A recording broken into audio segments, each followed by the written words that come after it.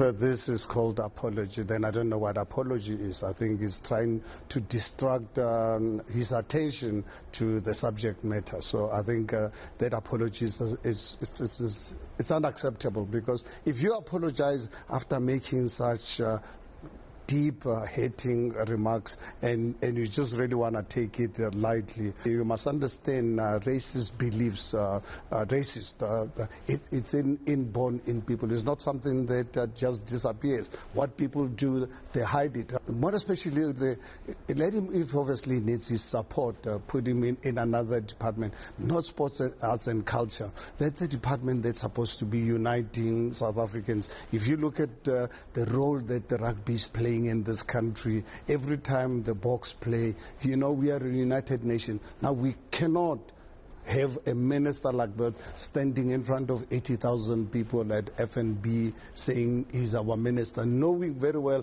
for us as black people that he's got something against us. We will go all out. It's not going to go away. We believe, I think the best course of action is for President Cyril Ramaphosa, because obviously he needs his support for some reason. Let him put him in another portfolio, but not a portfolio where you've got to really unite a nation. I see Gayton Mckenzie as the latest racist in South Africa. So a lot of people have now published posts from him on social media in which he uses the K word non-stop. And then, you know, what came back to me is, obviously I had my incident last year in 2024, which somebody used the video from 2010, completely used it out of context, and then mainstream media and social media went after me.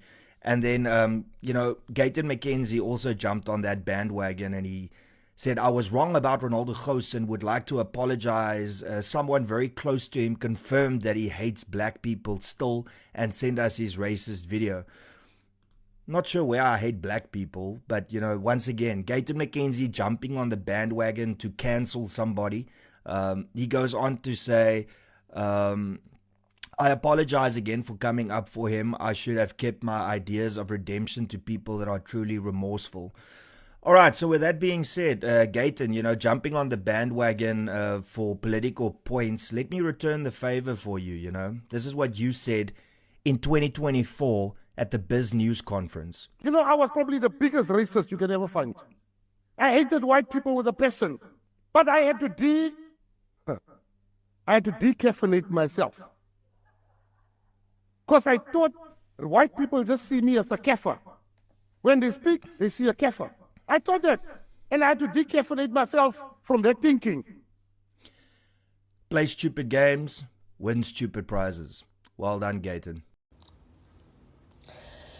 Good morning, guys. This morning I will be having a live stream with Nota Baloy to talk about the Gayton Mckenzie situation. We see this morning that we are being told that the tweets were AI, although some of them say tweet has been deleted. So we're dealing with somebody who, instead of taking accountability, will prefer other methods. And this is exactly my experience, even with the Cuba situation, where instead of dealing with the truth, other realities were explored. So I stand with the EFF in the call for the removal of Gayton Mckenzie as the Minister of Arts and Culture. We do not deserve a non-leader like that. He's not a leader. He knows nothing about the department. Not only that, those tweets are offensive, and I don't know why we're only focusing on the racism ones, because they're the ones about pussy. We have a full-grown minister who was tweeting about pussy. Strings and strings and strings of tweets about pussy and derogatory terms. So there is something very wrong with us.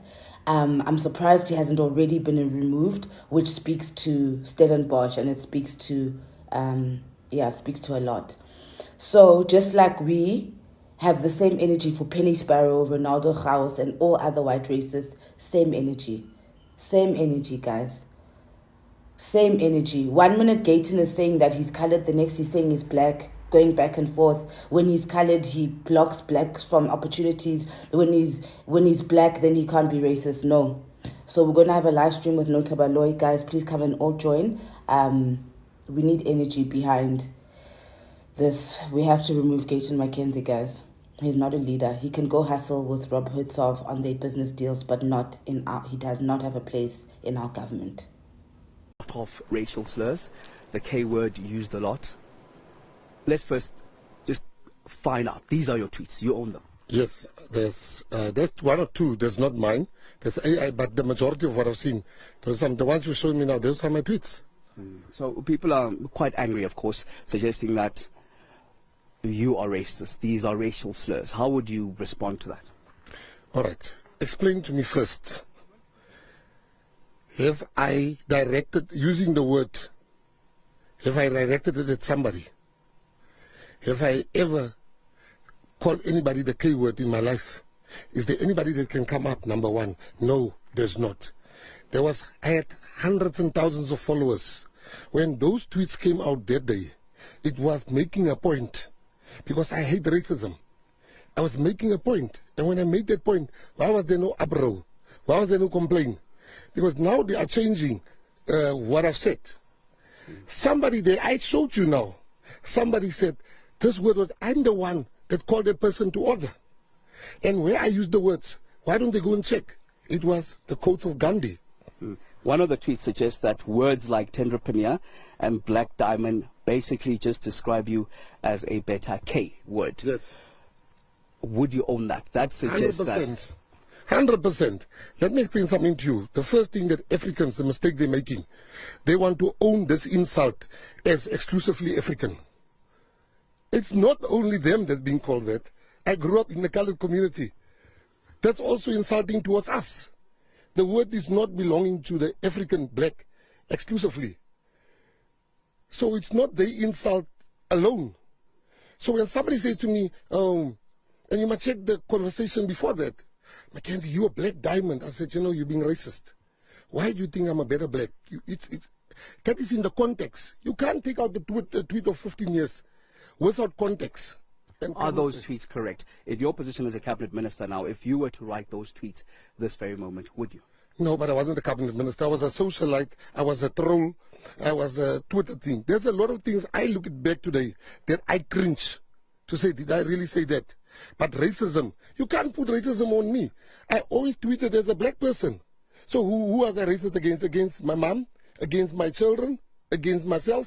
You see, my brother, let me tell you straight up two things very clearly. This thing has nothing to do with this. This is all politics. Let me tell you something. That's the first thing I wanted to say to you. This whole thing, they have to go back. This is a campaign against me. For you to go back 15 years and come here. You know, if there's things I did 15 years ago, the president should fire me with some of those things that I did 15 years ago. And those calls are mounting this very moment for you to go as a cabinet minister because of these tweets. How do you respond to that? I think firstly, let me just make one thing clear. I didn't hire myself here. Two, President Ramaphosa hired me. If President Ramaphosa called me right now and he says, I want you to resign, I will never fight him. I will, within 5 minutes, he will have my resignation because I respect him. And after 5 days, you will not hear me have anything bad to say about him or the GNU because I believe in the president. I believe in the GNU. So I'm not those type of people. When you're inside, you just praise the president. I will continue to praise President Ramaphosa even when he asked me to resign. He hired me. You see, they mustn't, this for me is a job that I do. You can see you found me at work. I don't know how you found me. But I'm busy working here. I came here this morning, the whole day I was working.